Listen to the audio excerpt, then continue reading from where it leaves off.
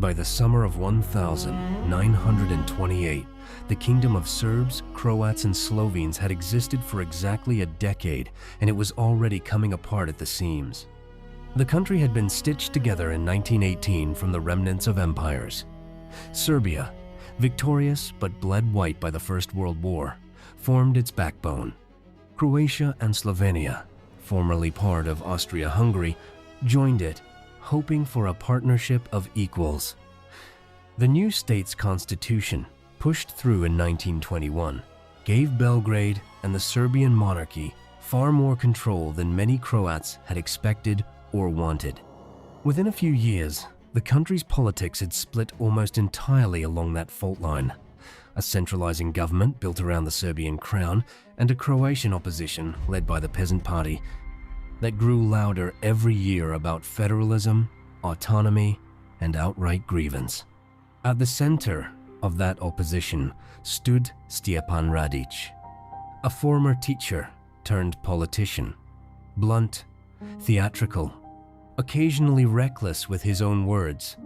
He had spent years accusing the Belgrade government of treating Croatia as a conquered province rather than a partner. He had briefly been jailed for it. He had, more than once, called fellow deputies far worse things than they called him. By 1928, he was arguably the most popular political figure in Croatia and one of the most hated men in the ruling Radical Party.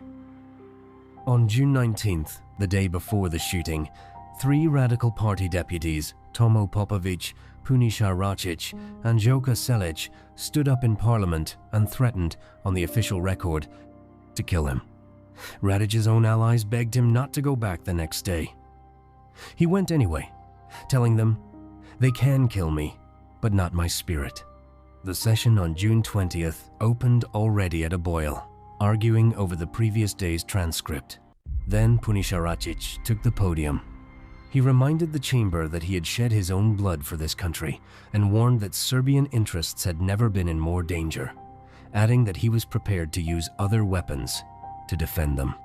When opposition deputy Ivan Pernar shouted back an accusation of corruption, Račić demanded he be punished for it. Then, he said the line that made clear the debate was already over. "Whoever tries to stand between me and Pernar will die." At 11:25 in the morning, he pulled a pistol from his pocket. 2 government ministers seated near him grabbed his arm. Račić was a powerful man. He tore free.